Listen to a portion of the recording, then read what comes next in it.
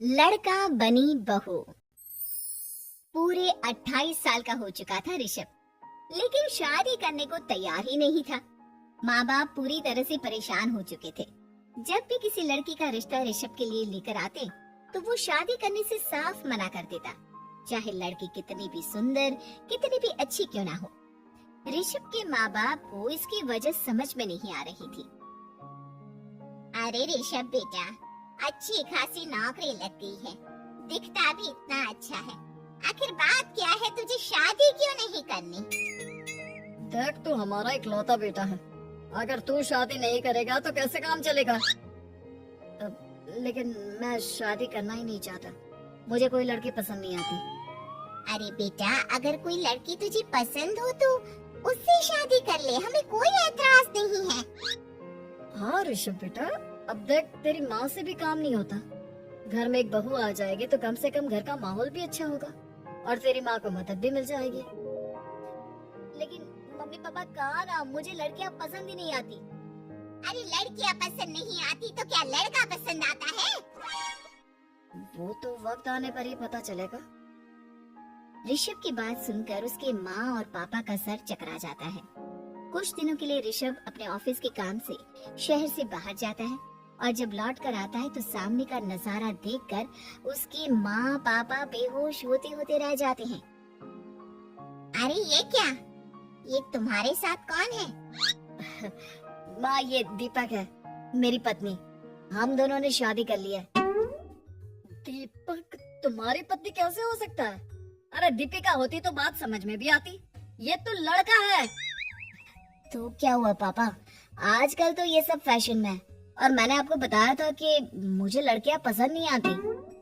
अरे तो इसका मतलब ये थोड़ी है कि तुम दीपक को दीपिका बनाकर ले आओगे। मुझे बहू चाहिए, बहू के रूप में, ये आदमी नहीं। लेकिन मम्मी जी, मैं आपकी बेटी से बहुत प्यार करती हूँ, मेरा मतलब करता हूँ। अरे इसको तो करता हूँ करती हूँ का अंतर भी नहीं पता, लेकर जाए इसे वापस। अगर आपने इसे घर से बाहर निकाला पापा तो मैं भी इसी के साथ चला जाऊंगा। मैं ऋषभ के बिना जी नहीं सकती, मेरा मतलब जी नहीं सकता। हमारा जिंदगी भर का साथ है, प्लीज हमें अलग मत कीजिए मम्मी जी, पापा जी। हे भगवान, ये तूने क्या दिन दिखाया? मेरे बेटे को थोड़ी अकल दे दे, लड़के को बहू बनाकर घर में ले आया है। अब क्या होगा, हम दुनिया को क्या मुंह दिखाएंगे? माँ बेकार में परेशान हो रही हो, दीपक आपके सारे काम करेगी और एक अच्छी बहू की तरह आपके साथ रहेगी, देखना। पहले तू खुद तो क्लियर कर ले कि ये कुछ करेगा या करेगी, बाद में हम सोचते हैं कि हम क्या करें। बहू के आने के बाद क्या कहते हैं, मुंह दिखाई की रस्म, तो आप भी वही कर लीजिए। आप चाहे तो मैं पूरे मोहल्ले में न्योता दे आती हूँ। अरे रहने दे, तेरी वजह से बेइज्जती और ज्यादा होगी। आई बड़ी, अब मेरा मतलब है आया बड़ा न्योता देने वाला। अगले दिन सुबह के वक्त दीपक बड़ी नजाकत से चलता हुआ सबके लिए चाय बनाकर सुबह सुबह बालकनी में आ जाता है। प्रणाम मम्मी जी, प्रणाम पापा जी। ये देखिए, चाय बिल्कुल आपकी पसंद की है। मुझे ऋषभ ने सब कुछ बता दिया था कि आपको क्या क्या पसंद है। हे भगवान, ये सब क्या हो रहा है? ये क्या नौटंकी है? नौटंकी कहाँ है? माँ देखिए तो, मेरा दीपक आपका कितना ख्याल रख रहा है। लाओ, अब जो भी है, जैसी भी है, चाय पियेंगे ही सही। थोड़ी देर के बाद, वैसे दीपक, चाय तो तुमने बहुत अच्छी बनाई है, चलो कुछ तो अच्छा हुआ। अगले दिन, अजी सुनते हैं, आज पैरों में बड़ा दर्द हो रहा है, लग रहा है घुटनों में फिर से कुछ न कुछ प्रॉब्लम हो रही है। डॉक्टर ने वो दवाई दी थी, उसकी मालिश करो ना अपने घुटनों पर, आराम मिल जाएगा। वो क्या है ना, खुद के हाथों से ठीक से मालिश नहीं हो पाती। अरे मम्मी जी, आपको परेशान होने की क्या जरूरत है, मैं हूँ ना, लाइए मैं आपके पैरों पर मालिश कर देता हूँ, मेरा मतलब कर देती हूँ। अरे रहने दे, घर में बहू होती तो सेवा करती, यहाँ तो आदमी बहू बनकर बैठा हुआ है। मम्मी जी नाराज मत होइए, एक बार मुझे मौका तो दीजिए आपकी सेवा करने का। अच्छा ठीक है, ये ले दवाई लगा दे। दीपक बहुत अच्छे तरीके से घुटनों की मालिश करता है। थोड़ी देर के बाद इतना आराम मिल रहा है क्या बताऊं। ऐसा लग रहा है मेरे घुटनों में कभी तकलीफ थी ही नहीं। लगता है तुम्हारी लड़का बनी हुई बहू तुम्हें पसंद आने लगी है। ऐसा कुछ भी नहीं है, वो तो बस इतने अच्छे से मालिश की इसलिए मैंने इसकी तारीफ कर दी। मम्मी जी पापा जी आपस में लड़ाई नहीं करते। अच्छा आप ये बताइए शाम के खाने में क्या खाएंगे?